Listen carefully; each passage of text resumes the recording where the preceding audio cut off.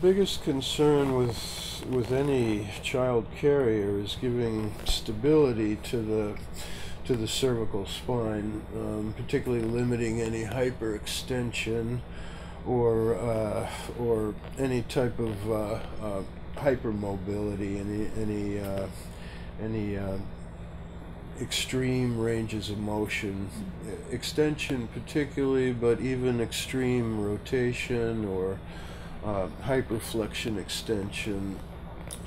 So the primary concern with any type of support is that the head support is adequate. The support needs to be elevated high enough so that it's able to support the occiput, the base of the skull, relative to the neck adequately.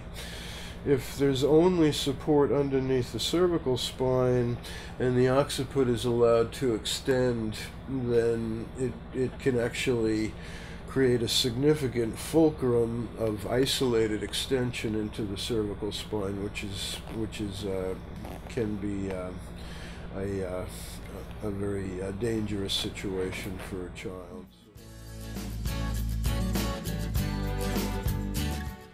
Well, it's a pretty basic statement there. In the womb as a fetus, the child is in the C shape, what's called the fetal posture. In other words, because of the underdeveloped musculature, as I was referring to earlier, there's really no significant support of the natural curves that are developed in the spine as the child grows. Because of the angle of the articulations in the lumbar spine, the facet articulations in between the vertebra, as the more cartilaginous portion of the spine with infants starts to ossify and become more bony tissue, the natural, what's called the lordotic or extension curve, will start to develop in the lower back, and the flexion or kyphotic curve will start to develop in the mid-back, and another extension or lordotic curve in the neck. So that's what's referred to as the S curve. So in the fetal posture in the womb, though, we're in the full flexed posture, and so the curves will develop as the bony tissue forms and the muscle tone improves. But in an infant, the underdeveloped muscles and the flexible spinal tissue is really not allowing that S curve to have any degree of formation yet. But again, that just happens anatomically, naturally as the child grows. Now, if you were going to be carrying the child in a carrier 5-6 hours at a time, day after day, then, as I said earlier, having particularly lordotic support in the lower back with toddler age becomes more important. If it's just short duration, we're talking about 15 to 30 minutes at a time in the carrier, it's really not all that consequential.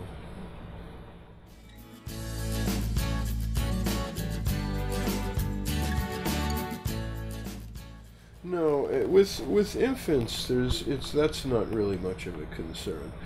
Like I said, the muscles are extremely underdeveloped in infants. As they age and the muscle tone improves, so does the stability. But with infants, it's really not such an issue supporting the natural lordosis, particularly in the seated posture where carriers are distributing the weight. And so the main concern is, again, that there's not any ability for the neck to hyperextend, and if the child is facing inwards, then there's stability regarding hyperflexion, but the the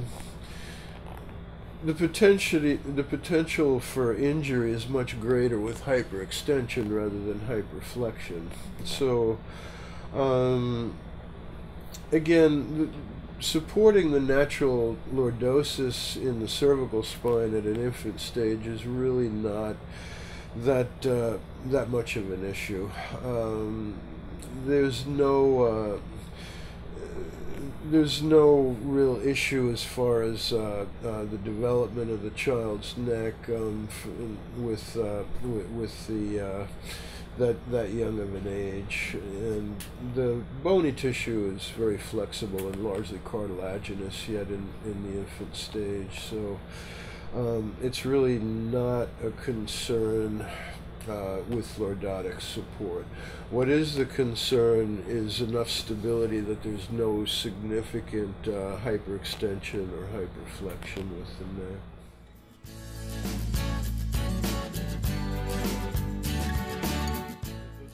That's the key. There doesn't want to be an unstable or lack of support of the infant or child's hips.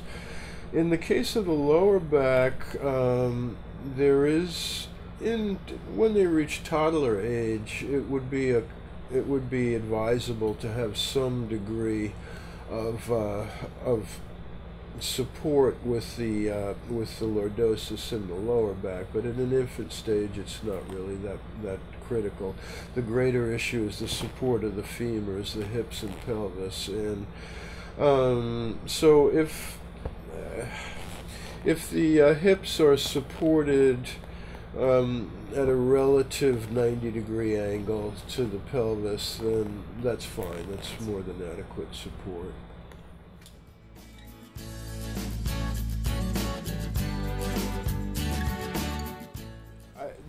It's fine to use the to have the seat. It's from a biomechanical standpoint, it's really not an issue. With older children, when they're in that exploratory phase, age 2+, then again the lower back should have some support, and it's actually advantageous to have the hips supported a little better in the seated posture, as opposed to the hips just being in free space, as with some carriers. So from a standpoint of older toddler age children, I actually like the seated design with that pack. For infants, as long as the child is facing inwards, it's giving enough stability to the femur heads. So I wouldn't have a problem with infant age, as long as the child is facing inwards to the mom.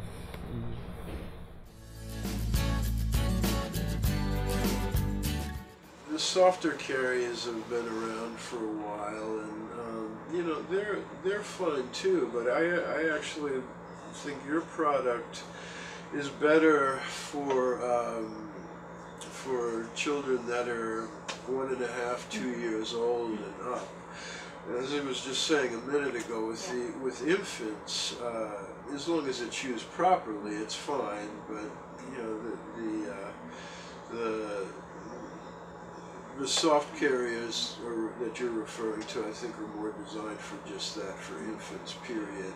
I can't see carrying a 2-year-old in those soft carriers. It's very hard on the shoulders because you don't have the pelvic support there. From a standpoint of the mom's spine, I like the product because it's distributing the weight over the pelvis and not carrying all the weight on the shoulders as a lot of the other packs do. So that's very advantageous. The only thing I would caution is, as far as the mom's spine and pelvis is concerned, after a child is 2-3 years old, and then there's there's a caution of putting too much weight bearing unilateral all on one side of the pelvis. So again, with the pelvic support there, I'd be better advised to have the child either in the front or back, rather than all of the weight bearing of a toddler all on one side. But with infants, if the mom's in the seated posture, then it's fine. It's taking the weight bearing off of the mom's pelvis as well. Yeah, well, from what I was shown a minute ago, I think it's an excellent product. As long as it's used properly, it's an excellent product. When I say used properly, in other words, if the child is in the front, the child is facing inward, and the upper portion of the headrest is above the occiput to support the neck properly. If the head portion is not raised properly enough, then again it can create a fulcrum, creating hyperextension in the neck. So, if the pack is used behind, then again, it's, as far as the biomechanics for the child, it's fine as long as the headrest is properly high enough.